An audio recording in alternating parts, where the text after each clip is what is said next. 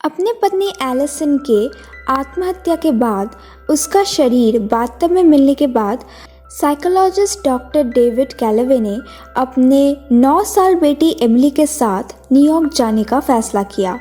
वहाँ एमिली एक इमेजिनरी दोस्त बनाती है जिसे वो चार्ली कहती है।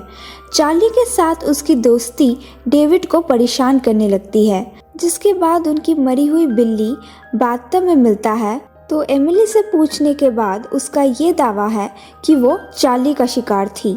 डेविड को नए साल के शाम के पार्टी के बुरे सपने आने लगते हैं, जो एलिसन के मौत से एक रात पहले हुई थी। जब एक family friend doctor Catherine Carson David से मिलने आती है तो एमिली बताती है कि उसकी और चार्ली की उसके पिता को परेशान करने की एक सेम इच्छा है। डेविड की मुलाकात एक स्थानीय महिला एलिजाबेथ यंग और उसकी भतीजी एमी से होती है, जो एमिली की ही उम्र की है। एमिली के लिए एक हेल्दी फ्रेंडशिप विकसित करने की उम्मीद में डेविड ने एक नाटक की तारीख तय की।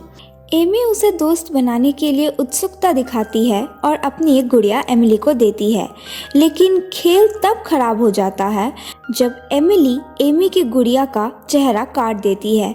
उनके जाने के बाद एमिली डेविड से कहती है कि उसे किसी दोस्त की ज़रूरत नहीं। इसके बाद डेविड ने एक रात एलिजाबेथ को डिनर पर इनवाइट किया, जहां एमिली उसके प्रति हॉस्टाइल तरीके से एक्ट करती है। एलिजाबेथ बाद में एमिली के साथ शांति बनाने की कोशिश करती है। जब एमिली उसे बताती है कि वो चार्ली के साथ लुका छुपी खेल रही है, तो एलिजाबेथ चार्ली की तलाश करने का नाटक करके उसे धोखा देती है। जब वो क्लोजेट खोलती है तो कोई अचानक बाहर आ जाता है और उसे खिड़की से बाहर ढकेल देता है, जिससे उसकी मौत हो जाती है। इसके बाद डेविड एमिली से पूछता है कि क्या हुआ।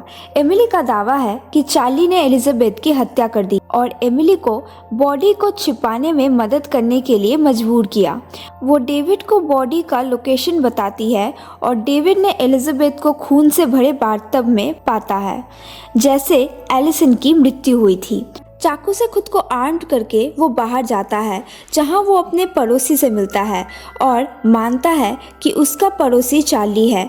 वो पड़ोसी का हाथ काट देता है और पड़ोसी पुलिस बुलाता है। यहाँ घर में वापस आकर डेविड को पता चला, हालांकि वो कई बार अपने स्टडी रूम में गया था, लेकिन एक्चुअल में वहाँ जाने के बाद बक्सों को कभी भी खोला नहीं गया था। उसे एहसास होता है कि उसे डिसोशिएटिव आइडेंटिटी डिसऑर्डर है और चार्ली बिल्कुल भी इमेजिनरी नहीं है।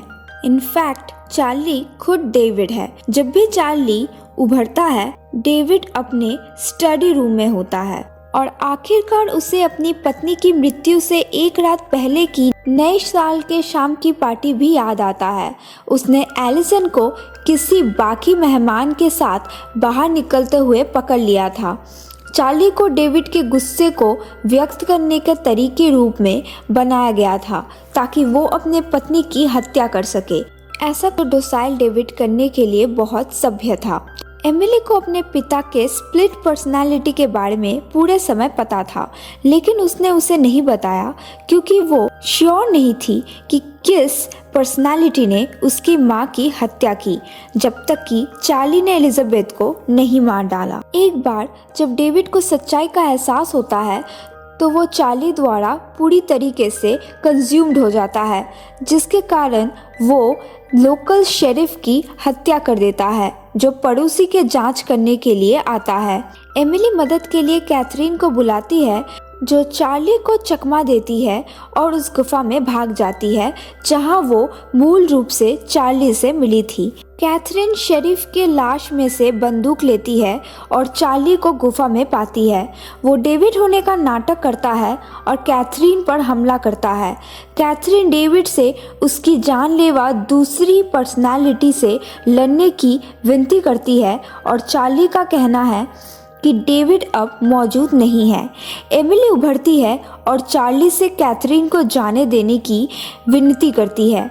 उसके डिस्ट्रैक्शन से कैथरीन को चार्ली को गोली मारने की एक मौका मिलती है, जिससे आखिर में उसकी मौत हो जाता है।